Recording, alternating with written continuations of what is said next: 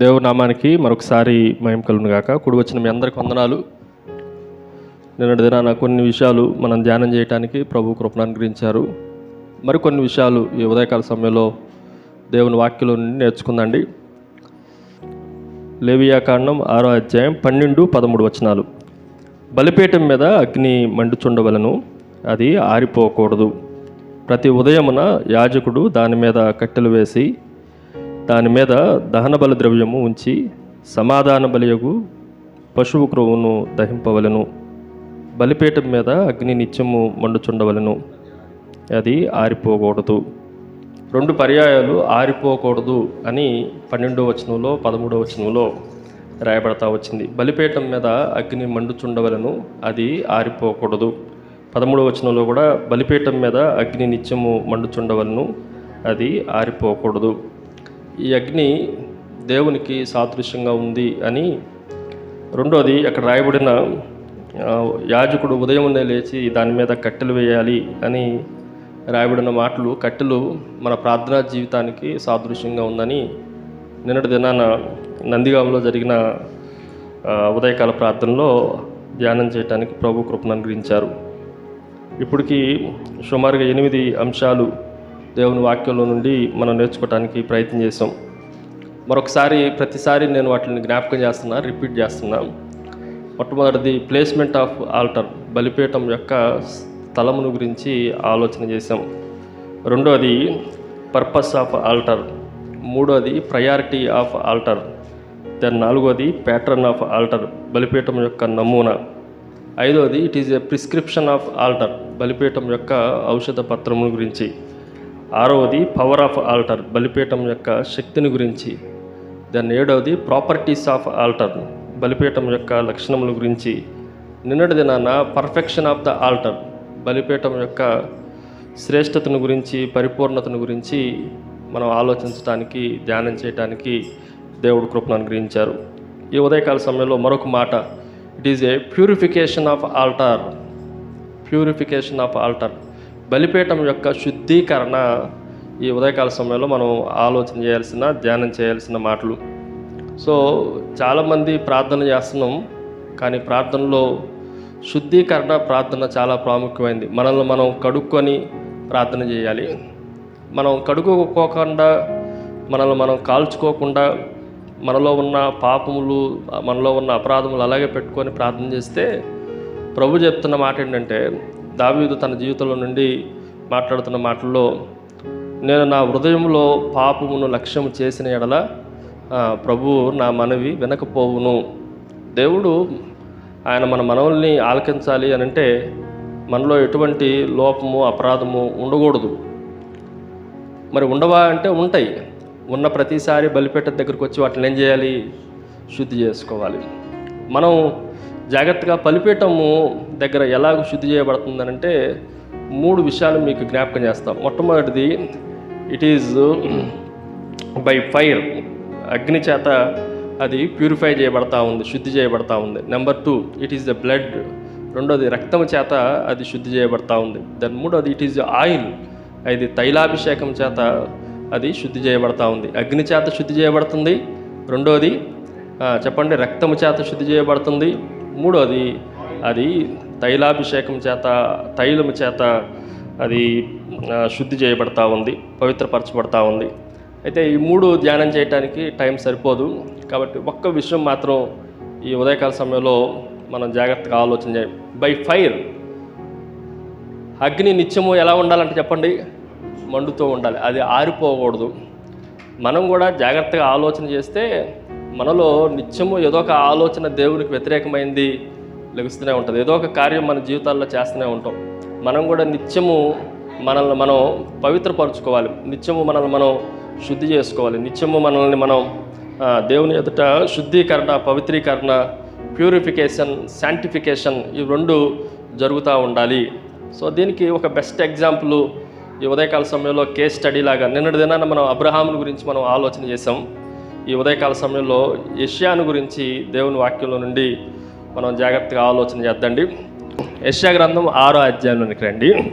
యెషయా గ్రంథం 6వ అధ్యాయంలో యెషయా భక్తుడిని తన్ను తాను దేవుడు ఎలాగూ ప్యూరిఫై చేశాడో, శుద్ధి చేశాడో కొన్ని మాటలు దేవుని వాక్యంలో నుండి ఆలోచన చేద్దండి. 6వ అధ్యాయం అలా తీసి ఉంచండి దేవుని వాక్యంలో నుండి. నేను కొన్ని మాటలు చదువుతూ ఉండగా దేవుని వాక్యాన్ని ఉందండి. 6వ అధ్యాయం 6-7 వచనాలు. అప్పుడు శరాపులలో ఒకడు తాను బలిపీఠం మీద నుండి కారుతో తీసిన నిప్పును చేతపట్టుకొని నా యొద్దకు ఎగిరి వచ్చి నా నోటికి దాన్ని తగిలించి, ఇది నీ పెదవులకు తగిలిన గనుక నీ పాపమునకు, అందరూ చెప్పండి ఆ మాట, నీ పాపమునకు ప్రాయచిత్తము ఆయను, నీ దోషము తొలగిపోయెను అనెను. ఈ మాటలు కొంచెం జాగ్రత్తగా ఆలోచన చేస్తే ఈ బలిపీఠం దగ్గర ఎక్కడి నుంచి రాయబడింది అంటే బలిపీఠం మీద నుండి, బలిపీఠం దగ్గర జరిగే మరొక అద్భుతమైన ప్రార్థన ఏంటంటే మన పాపములకు ప్రాయచిత్తం కలిగేది, మన దోషములు తొలగిపోయేది అక్కడే. ఎక్కడంట? సో బలిపీఠం దగ్గర మనం ప్రతి దినము మన పాపములు ప్రాయచిత్తం కొరకు, మన దోషములు తొలగిపోవటం కొరకు, శుద్ధీకరణ కొరకు, ప్యూరిఫికేషన్ కొరకు ప్రతిదినము ఏం చేయాలి? ప్రార్థన చేయాల్సిందే. ప్రార్థన ముందు మనల్ని మనం సరి చేసుకోవాలి, ప్రార్థన మనల్ని మనం బాగు చేసుకోవాలి. ఆ విధంగా బాగు చేసుకోకపోతే ఉపయోగపడటానికి ఏమాత్రము దేవుడు మన ప్రార్థనలను ఆలకించడానికి, అంగీకరించడానికి అవకాశం లేనే లేదు. సో ఈ భాగాన్ని నేను 2 భాగాలు విభజన చేసి దేవుని వాక్యాన్ని అందిస్తాను. మొట్టమొదటిది ప్రాసెస్ ఆఫ్ ప్యూరిఫికేషన్, శుద్ధీకరణ యొక్క ప్రక్రియ ఏంటో మనకు అర్థం అవ్వాలి. రెండోది రిజల్ట్స్ ఆఫ్ ప్యూరిఫికేషన్, ఈ శుద్ధీకరణ యొక్క ఫలితాలు ఏంటో మనకు అర్థం అవ్వాలి. ఈ 2 మాటలు జాగ్రత్తగా వినండి. మొదటిది ఇట్ ఈజ్ ఏ ప్రాసెస్, ప్రక్రియ ఏంటి. రెండోది ఇట్ ఈజ్ ఏ రిజల్ట్స్, దాని యొక్క ఫలితాలు ఏంటి. ప్రక్రియ అర్థం కాకపోతే ఫలితాలు రావు, ఫలితాలు లేకపోతే మనం చేసే ప్రక్రియ వృధాగానే వెళ్ళిపోతూ ఉంటుంది. కాబట్టి ఈ ఉదయకాల సమయంలో ప్రక్రియలో మనం ఎలాగూ దేవుణ్ణి అప్రోచ్ అవ్వాలి, దేవుని సన్నిధిలోనికి మనల్ని మనం ఎలాగూ ప్రార్థనలో గడపాలి అని మనం ఆలోచన చేస్తే ప్రాసెస్లో 3 విషయాలు మీకు జ్ఞాపకం చేస్తాను. నెంబర్ 1, మొదటిది దేవుని వాక్యంలో ఏమని రాయబడిందంటే change your vision. Change your vision, నీ దృష్టిని నువ్వు మార్చుకోవాలి. దృష్టిని ఏం చేయాలి? మొట్టమొదటిది ఏం చేయాలంటే మనం శుద్ధీకరింపబడాలి, పవిత్రీకరణ జరగాలి, మనలో ఉన్న దోషములు, పాపములు ప్రాయచిత్తం కావాలి, తొలగించబడాలి ప్రార్థనలో అనంటే ముందు మన విజన్ మారాలి. ఏమని మారాలి చెప్పండి? మన దృష్టి మారాలి. మొదటి వచనం చదువుతున్నా చూడండి. ఆ అధ్యాయమే తీసి పెట్టండి, నేను అటు ఇటు ఏమి చూడను. 6వ అధ్యాయం మొదటి వచనం. రాజైన ఉజ్జియా మృతి నొందిన సంవత్సరమున అత్యున్నత సింహాసనం మీద ప్రభు ఆసీనుడై ఉండగా నేను చూచి తిని. జాగ్రత్తగా చెప్పండి, ఎవరిని చూస్తుంటే ఇక్కడైనా చెప్పండి ఎవరిని చూస్తూ ఉన్నాడైనా? ప్రభువును చూస్తూ ఉన్నాడు. అంతకుముందు దాకా ఎవరిని చూశాడు అని అంటే చనిపోయేదాకా ఉజ్జియాను చూశాడు, చనిపోయేదాకా రాజులను చూశాడు, చనిపోయేదాకా మనుషులను చూశాడు, చనిపోయేదాకా ఉజ్జియా మృతి నొందే సంవత్సరం దాకా మొదటి 5 అధ్యాయాల్లో చాలామందిని చూసి వాడికి శ్రమ, వీడికి శ్రమ, వాడికి శ్రమ, వీడికి శ్రమ అని చెప్తా ఉన్నాడు. కానీ ఎప్పుడైతే తన దృష్టి మనుషుల మీద నుండి దేవుని వైపుకి తిరిగిందో తనలో ఉన్న లోపాలు అర్థమవుతూ ఉన్నాయి. చాలా సందర్భాల్లో దేవుని వైపు మనం చూడాలి, మన దృష్టి ఎటువైపు ఉండాలి చెప్పండి? దేవుడి వైపు చూడాలి. కానీ చాలా సందర్భాల్లో మనం మనుషుల వైపు చూస్తూ ఉంటాం. నేను ఒక మాట చెప్తాను, మనుషుల వైపు చూస్తే మనం బెటర్గా ఉంటాం. నేను ముల్లర్ గారి కన్నా బాగానే ఉన్నా, అనోక్ గారి కన్నా బాగానే ఉన్నా, జోసఫ్ కన్నా ప్రార్థన విషయంలో నేను చాలా స్ట్రాంగ్గా ఉన్నా. కానీ ఒకసారి దేవుని వైపు చూస్తే మనకి దేవుడు ఎంత పరిశుద్ధుడో, మనం ఎంత పాపాత్మలో మనకు అర్థం అవుతుంది. సో దృష్టిలో మనం ఎటువైపు చూడాలి అని అంటే మనుషుల వైపు చూసిన దగ్గర నుండి మనం వాళ్ళకన్నా బెటర్గా ఉన్నట్లుగా అనిపిస్తూ ఉంటుంది. కానీ ఎప్పుడైతే దేవుని వైపు చూడటం ప్రారంభిస్తామో అప్పుడు ఏం చేయబడుతుంది అని అంటే మనలో ఉన్న పాపములు, లోపములు, దోషములు, అవిధేయతలు, అక్రమాలు అవన్నీ బయట మనకి ప్రస్ఫుటంగా కనిపించడానికి అవకాశం ఉంటుంది. సో మొట్టమొదటిది ఈ ప్రాసెస్లో, ఈ శుద్ధీకరణ ప్రాసెస్లో మొట్టమొదటిది ఏంటి చెప్పండి? Change your vision. నువ్వు ఎటువైపు చూస్తున్నావో దానిని నువ్వు మార్చుకోవాలి. రెండో విషయాన్ని మీకు జ్ఞాపకం చేస్తాను. రెండోది కన్ఫెస్ యువర్ అన్వర్దీనెస్. కన్ఫెస్ అన్వర్దీనెస్ ఏంటంటే మీ అయోగ్యతను, అపవిత్రతను దేవుని ఎదుట ఒప్పుకోవాలి. చూస్తే సరిపోదు, చూసిన దాన్ని ఏం చేయాలి చెప్పండి? ఒప్పుకోవాలి. ఏమని ఒప్పుకోవటం అంటే అప్పుడు దాకా ఏమనుకున్నాడంటే నేను పెద్ద ప్రవక్తని, దేవుడు పిలిచిన ప్రవక్తని, అద్భుతమైన ప్రవక్తని, దాదాపు 5 రాజుల కాలంలో నేను ప్రవచించిన వాడిని అనుకున్నాడు. అనేక దేశముల గురించి తీర్పుల గురించి ఆయన మాట్లాడుతూ వచ్చిండు. కానీ ఎప్పుడైతే దేవుని వైపు చూశాడో వెంటనే ఆయన దృష్టి ఎప్పుడైతే మనుషుల వైపు నుంచి, రాజ్యముల మీద నుంచి, రాజుల మీద నుంచి దేవుని వైపుకి మరలిందో ఆయన చెప్తున్న మాట ఇలా రాయబడింది 5వ వచనంలో, అయ్యో నేను అపవిత్రమైన పెదవుల కలిగిన వాడును, అపవిత్రమైన పెదవుల గల జనుల మధ్య నివసించువాడును. కొంచెం జాగ్రత్తగా ఆలోచన చేస్తే నేను అపవిత్రమైన పెదవుల కలిగిన వాడును. అప్పుడు దాకా ఏమనుకున్నాడు ఆయన? నేను పవిత్రుణ్ణి, వీళ్ళందరికన్నా నేను చాలా బాగున్నా. ఇంకా చెప్పాలంటే ఇశ్రాయేలును ఉద్దేశించి, ఇశ్రాయేలు నీ గురించి నేనేం చెప్పమంటారు? భూమి ఆకాశము ఆలకించుము, భూమి చెవియొగ్గుము, ఎద్దు తన కామందుని ఎరుగును, గాడిద తన సొంతవాన్ని తిరుగు. కానీ నా ప్రజలు ఇశ్రాయేలు వీళ్ళని ప్రజల్ని పెంచి పెద్ద చేశాడు, కానీ వీళ్ళు దేవుని మీద తిరగబడ్డారు. మరి ఈయన లోపం ఏంటి అని అంటే, దేవుని పైన దృష్టి లేనంత వరకు ఈయన లోపం ఈయనకు అర్థం కాల. కానీ ఎప్పుడైతే లోపం అర్థమైందో వెంటనే వాటిని ఏం చేస్తుందంటే పబ్లిక్గా బహిరంగంగా ఒప్పుకుంటుండు, నేను అపవిత్రమైన పెదవులు కలిగిన వాడును. సో మన వర్దినెస్ కాదు, మన అన్వర్దినెస్ కూడా ప్రార్థనలో మనకు తెలియాలి. అందుకే మనం ప్రార్థన చేసేటప్పుడు దేవుని ఎదుటికి వచ్చినప్పుడు మా రహస్య పాపాలన్నీ ఎవరి ఎదుటి కనిపిస్తూ ఉంటాయంటే చెప్పండి, దేవుని ఎదుటి కనిపిస్తాయి. ఇంక ఏ మనుషుని ఎదుటి కనిపించవు. చివరికి కట్టుకున్న భార్యకు కూడా తెలియదు, కన్న కుమారుడికి కూడా తెలియదు.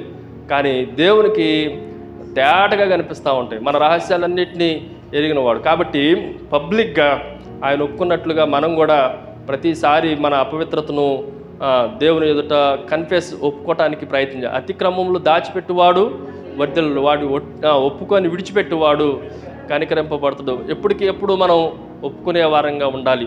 దాని 3వ విషయాన్ని మీకు జ్ఞాపకం చేస్తా ప్రాసెస్లో. మొదటిది ఏమని చెప్పానంటే దృష్టి మరచాలి. మనుషుల మీద నుండి ఎవరి వైపుకు దృష్టి ఉండాలి?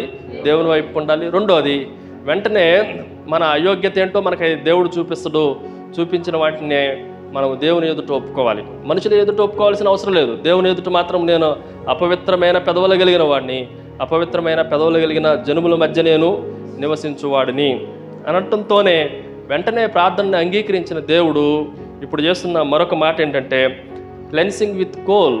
సో అక్కడ ఉన్న నిప్పుతో దేవుడు ఆయన్ని పరిశుద్ధపరుస్తూ ఉన్నాడు, ప్రాయచిత్తం చేస్తూ ఉన్నాడు.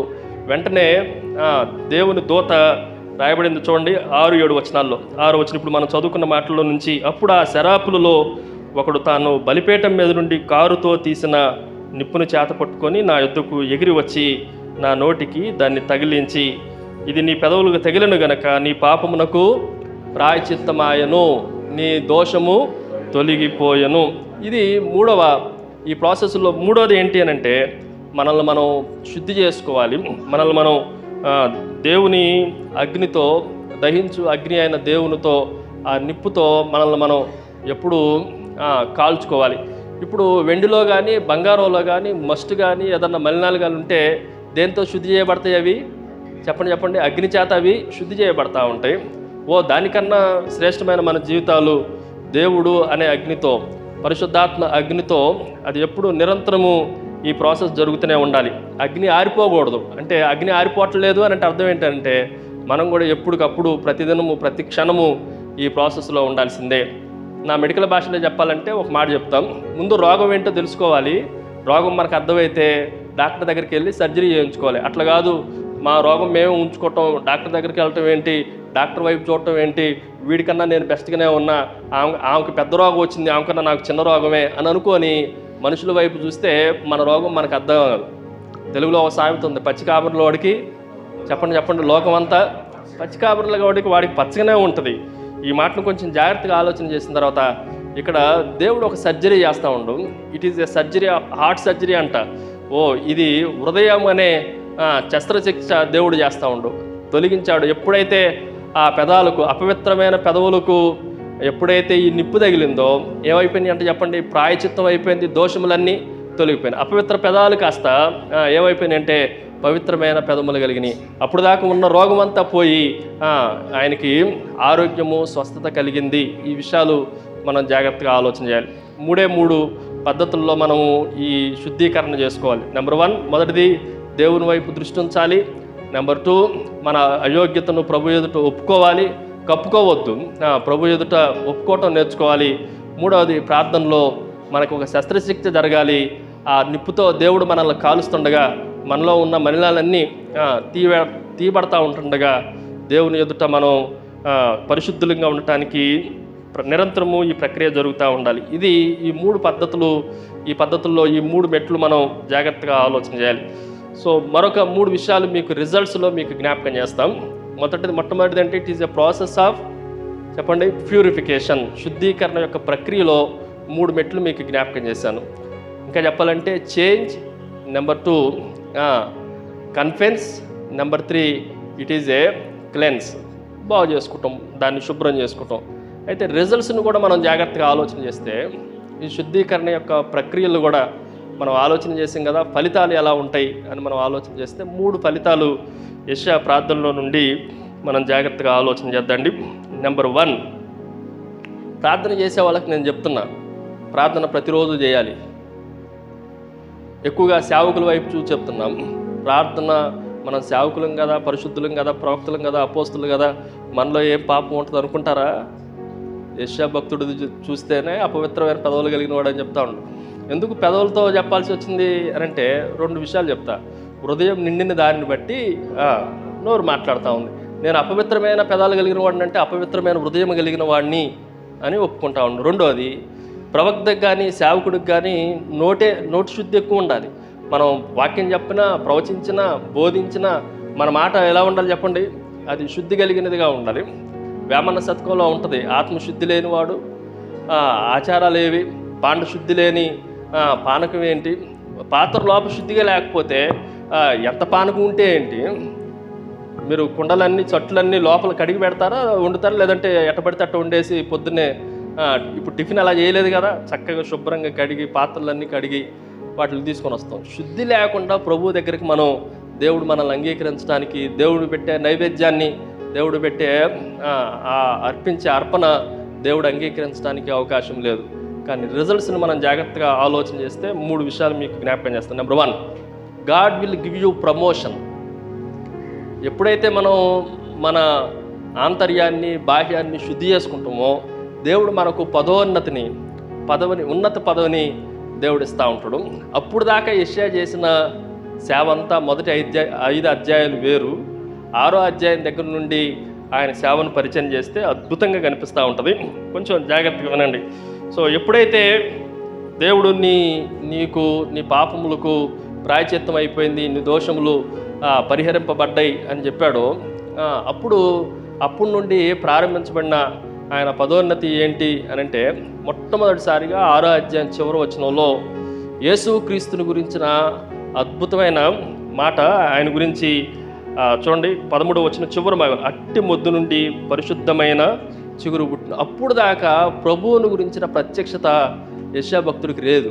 మొదటి 5 అధ్యాయాల్లో యెషయా భక్తుడికి ప్రభువుని గురించిన ఏ ప్రవచనం కనిపించదు. అక్కడ 6వ అధ్యాయంలో పరిశుద్ధమైన చిగురు నుండి ప్రభువు పుడుతున్నాడు అని కనిపించింది. 7వ అధ్యాయం 14వ వచనంలో కన్యక గర్భవతి కుమారుడుగా నుండి ఇమ్మానుయేలు అని పేరు పెడుతున్న కనిపించింది. తర్వాత 9వ అధ్యాయానికి వచ్చేసరికి మనకొక శిశువు పుట్టును, మనకొక కుమారుడు పుట్టును అని కనిపించింది. 53వ అధ్యాయంలో యేసుక్రీస్తు శిలువను గురించి మనకి జ్ఞాపకం చేస్తాం. చివరి అధ్యాయాల్లో మనం ఆలోచన చేస్తే యేసుక్రీస్తు యొక్క 2వ రాకడ గురించి కూడా మనం ఆలోచన చేయొచ్చు.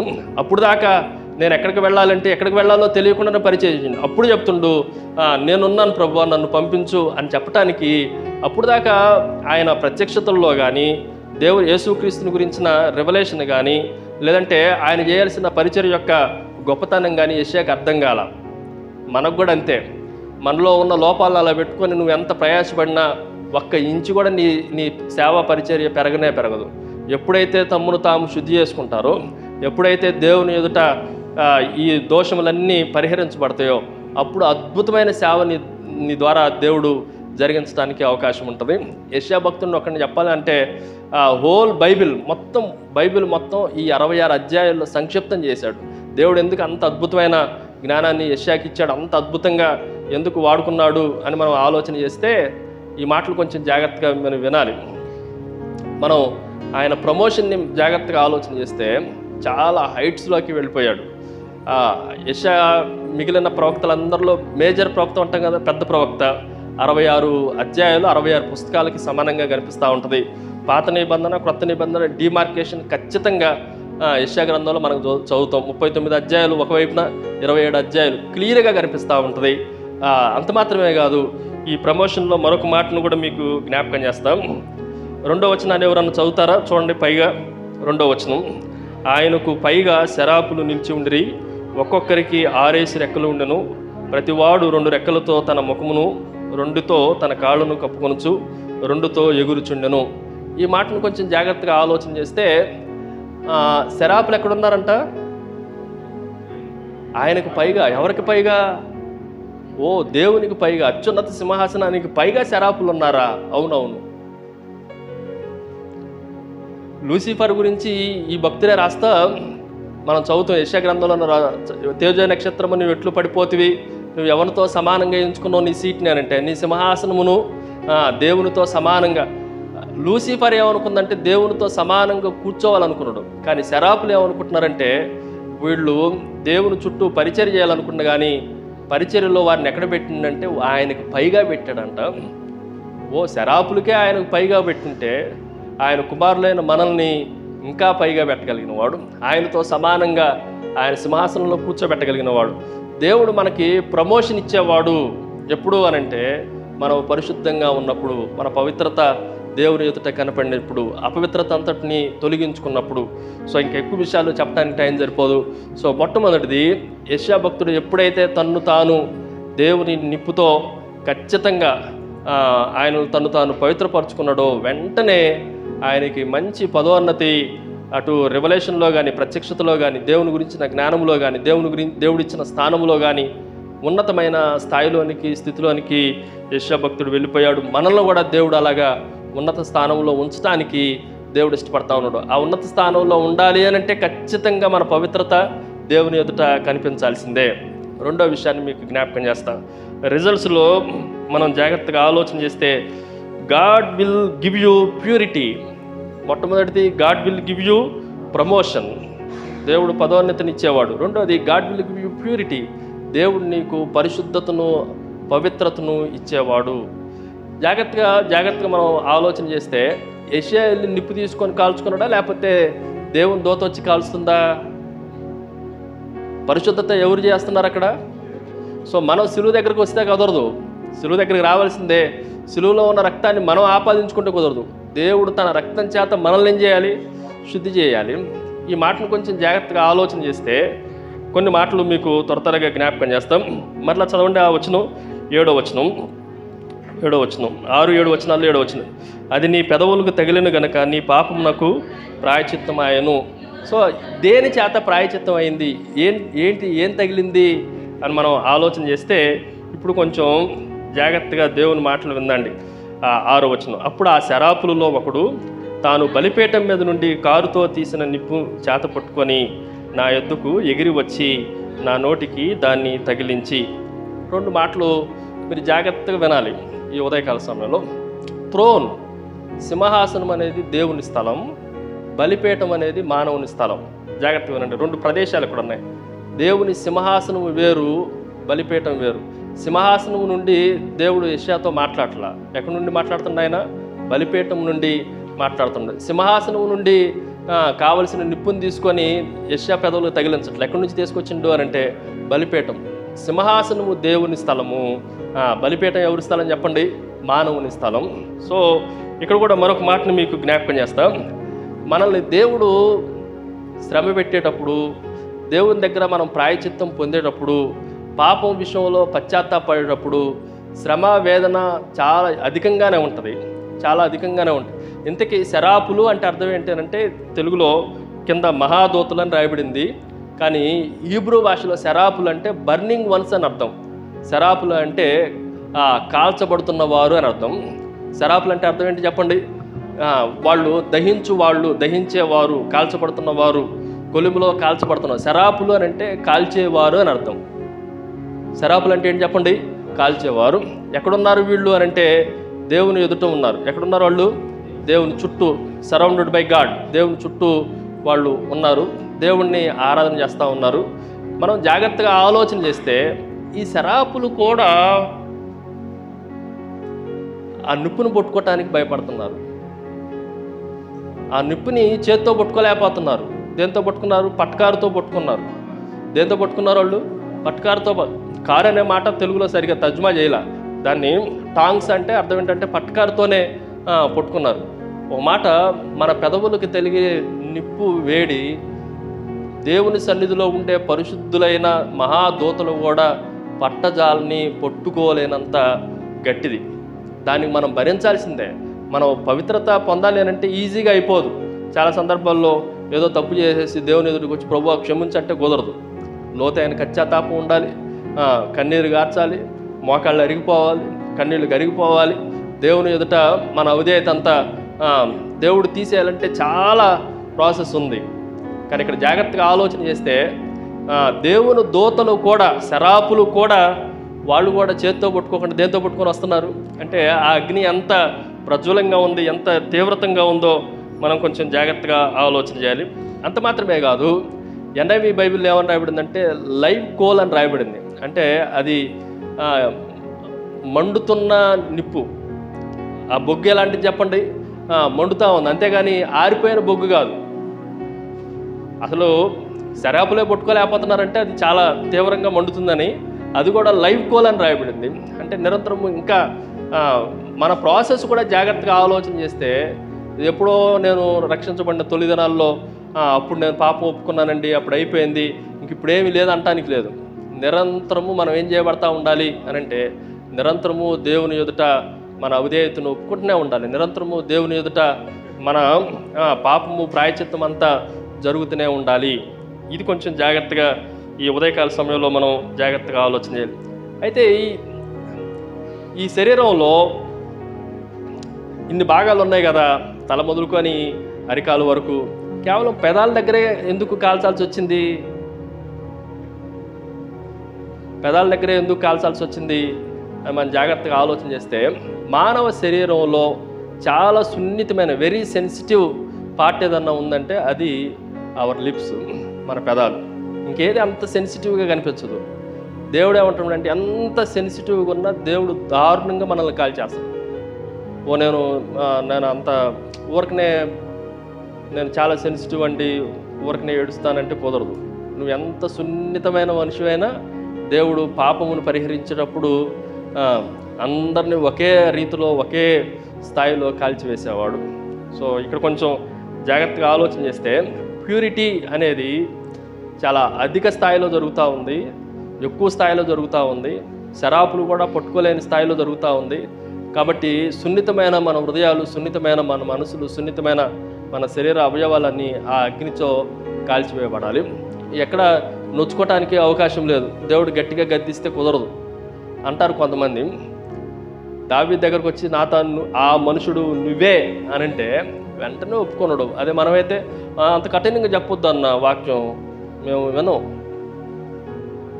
సీమోన్ అన్న కఠినంగా చెప్పాల్సిందే. ఉండేవాళ్ళు ఉంటారు, పోయేవాళ్ళు పోతారు. సేవకులు ఏం చేయాలి చెప్పండి? మనం కూడా కఠినంగా దేవుని ఎదుట సరి చేసుకోవాల్సిందే. ఈ మాటలు కొంచెం జాగ్రత్తగా ఆలోచన చేయండి. మొట్టమొదటిది దాని రిజల్ట్స్ ఏంటి అని మనం ఆలోచన చేస్తే, God will give you promotion. రెండోది God will give you purity. దాని మూడో విషయాన్ని మీకు జ్ఞాపకం చేస్తాం. God will give you power to serve. దేవుణ్ణి పరిచర్య చేయడానికి, దేవుడు సేవ చేయడానికి దేవుడు మహాశక్తిని అనుగ్రహించేవాడు. చాలా శక్తిని అనుగ్రహించేవాడు. నేను ఇక్కడ మరికొన్ని విషయాలు మీకు జ్ఞాపకం చేస్తాం. యెషయాకి 3 లుక్స్ ఉన్నాయి. ఇక్కడ 3 చూపులు ఉన్నాయి. మొట్టమొదటి చూపు ఎవరిని చూశాడు అని అంటే దేవుణ్ణి చూశాడు. మొదటి వచనంలో ఎవరిని చూశాడు? ఆ అత్యున్నత సింహాసనం మీద ఆసీనుడైన ప్రభువుని చూచితిని. సో మొట్టమొదటిగా ఆయన లుక్ ఎవరి మీద ఉంది అని అంటే ప్రభువుని చూశాడు. సెకండ్ లుక్, రెండవ చూపు ఎవరి మీద ఉందంటే తన్ను తాను చూసుకున్నాడు. రెండవది ఎవరు చూసుకున్నాడు అని అంటే ఆయన చూసుకుంటే నేను అపవిత్రుడిని, అపవిత్రమైన పెదవుల మధ్య నేను ఉన్నవాడిని. దెన్ థర్డ్ లుక్ ఉంది, మూడవ చూపు ఉంది. దాన్ని ఎవరి వైపు చూస్తున్నాడంటే శరాపుల వైపు చూస్తూ ఉన్నాడు. ఎవరి వైపుని చెప్పండి? మహాదూతల వైపు ఆయన చూస్తూ ఉన్నాడు. ఈరోజు దేవుని ఎదుట దేవుడు మనల్ని ప్రోత్సహించడానికి, అపవిత్రం తొలగించే ఈ ప్రార్థన మనం చేసినప్పుడు దేవుడు తన పరిచర్య చేయడానికి, తనను సేవించడానికి మహాశక్తిని దేవుడు అనుగ్రహించేవాడు. నేను ఎలా చెప్తా, జాగ్రత్తగా దేవుని మాటలు వినండి. ఈయన శరాపులను చూడటంతోనే 2వ వచనం మళ్ళీ చదువుదా అండి. చూడండి 2వ వచనం. ఆయనకు పైగా శరాపులు నిలిచి ఉండిరి, ఒక్కొక్కరికి 6 రెక్కలు ఉండెను. ప్రతివాడు 2 రెక్కలతో తన ముఖమును, 2తో తన కాళ్ళను కప్పుకొనొచ్చు, 2తో ఎగురుచుండెను. జాగ్రత్త, ఈ డిస్క్రిప్షన్ అందరికీ తెలిసిన డిస్క్రిప్షనే. నేను కొంచెం జాగ్రత్తగా ఈ ఉదయకాల సమయంలో మీకు జ్ఞాపకం చేస్తాను. ఆయన శరాపుల పరిచర్యను చూస్తూ ఉన్నాడు. జాగ్రత్తగా వినండి.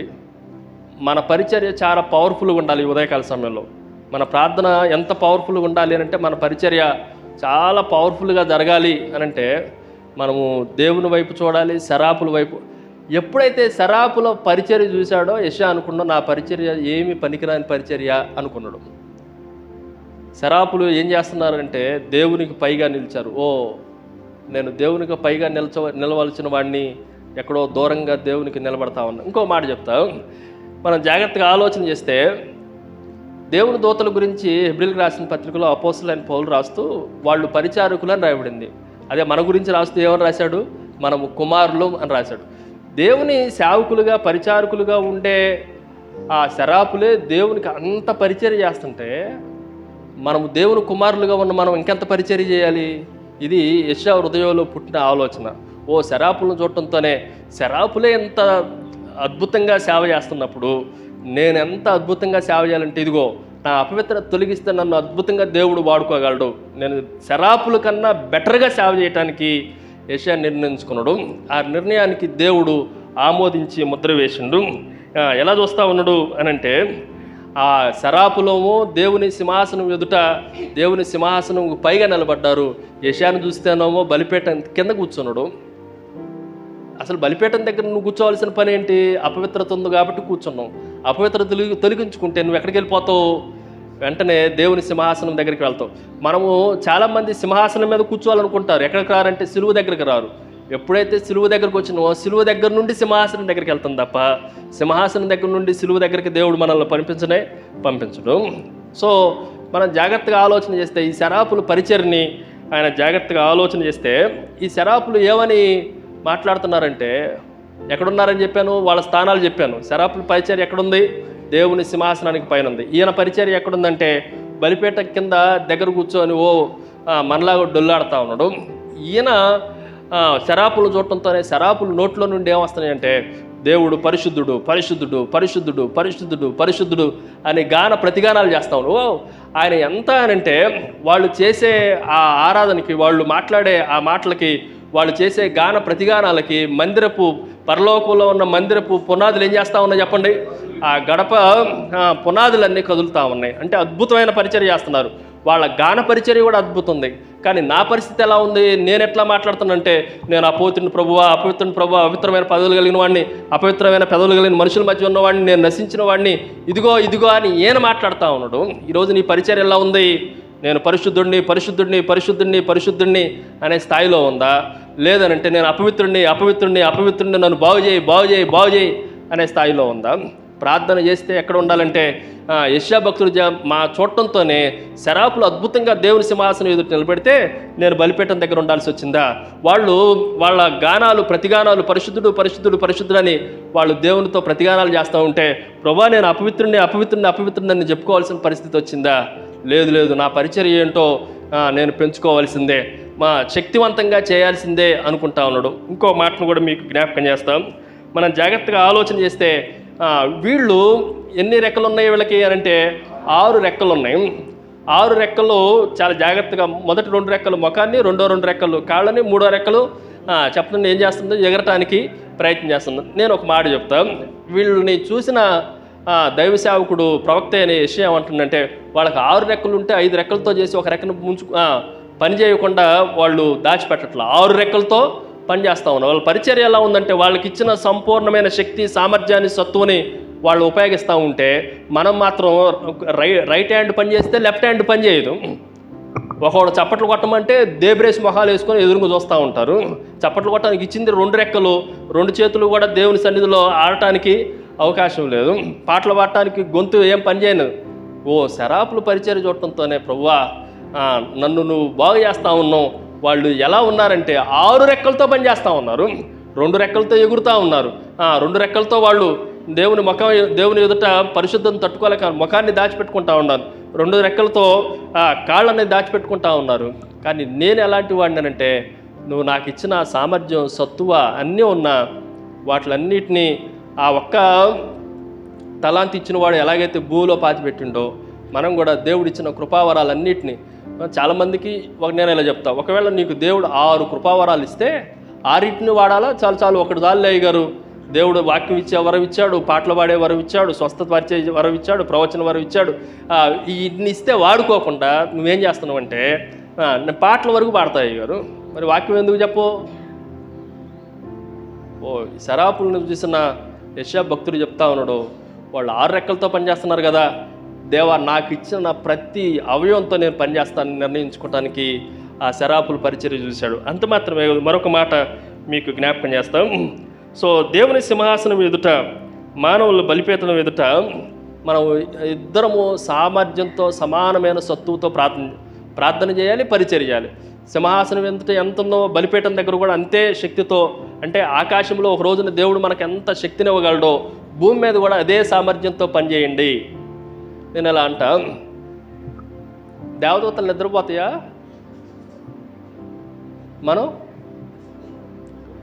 వాళ్ళు టయానికి వస్తారా? ఈ మాటలంటే చూడు అంత కసిగా చూస్తున్నారంట నాకు అల్లే. మరి మనం టైంకి వస్తున్నామా? మనం జాగ్రత్తగా ఆలోచన చేస్తే మరొకసారి మనల్ని మనం ప్రోత్సహించుకోవటానికి, ప్రేరేపించడానికి మీకు జ్ఞాపకం చేసే మాటలు తప్ప ఇదేమీ లేదు. మరొక మాట, శరాపులు ఇంకొక అద్భుతమైన పని చేస్తున్నారు, అది చెప్పేసి నేను వాక్యం. శరాపులు దేవుని సింహాసనానికి పైన ఉన్నారా, కింద ఉన్నారా? పైన ఉన్నారు, అంతే కదా. అదే శరాపుల్లో ఒకడు ఎక్కడికి వచ్చిందంటే, బలిపీఠం దగ్గరికి. ఎవరి దగ్గరికి వచ్చిండు? యెషయా దగ్గరికి వచ్చిండు. వీళ్ళు ఏం చేస్తున్నారంటే, దేవుని ఎదుట ఉంటున్నారు, మనుషుల దగ్గరికి వస్తున్నారు, దేవుని ఎదుట సింహాసనం ఎదుట ఉంటున్నారు, బలిపీఠం దగ్గరికి వస్తున్నారు. వీళ్ళు పరలోకంలో ఉన్న దేవునికి కీర్తన పాటతా ఉన్నారు, అపవిత్రుడైన యెషయా దగ్గరికి వచ్చేసి పనిచేస్తూ ఉన్నారు. దేవుని ఎదుట దేవుడిని పొగుడుతూ ఉన్నారు.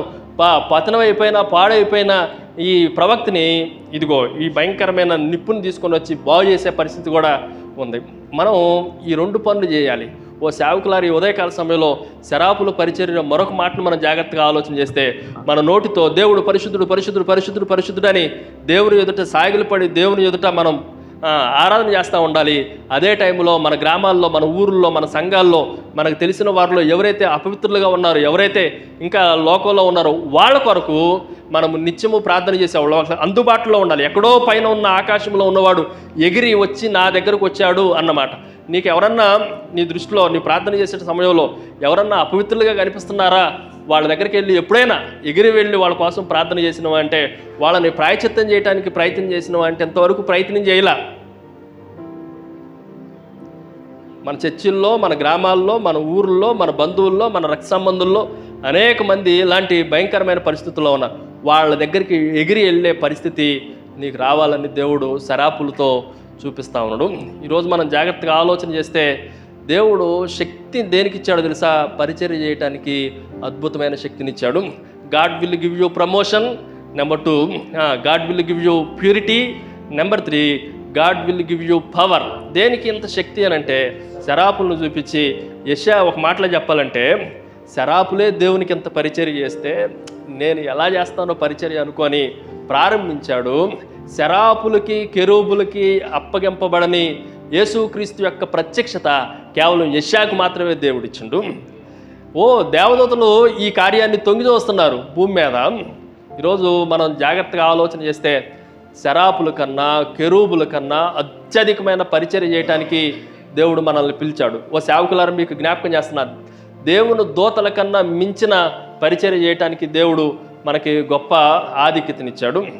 సో మనుషుల దగ్గర ఉండాలి, దేవుని దగ్గర ఉండాలి. మన మధ్యవర్తిత్వం చేయాలి. ఇటువైపున దేవుణ్ణి సంతోషపెట్టాలి, ఇటువైపున మనుషుల్ని గద్దించాలి. పరిశుద్ధులుగా ఉండటానికి ప్రయత్నం చేయాలి, అపవిత్రులుగా ఉన్న వాళ్ళని బాగు చేయడానికి ప్రయత్నం చేయాలి.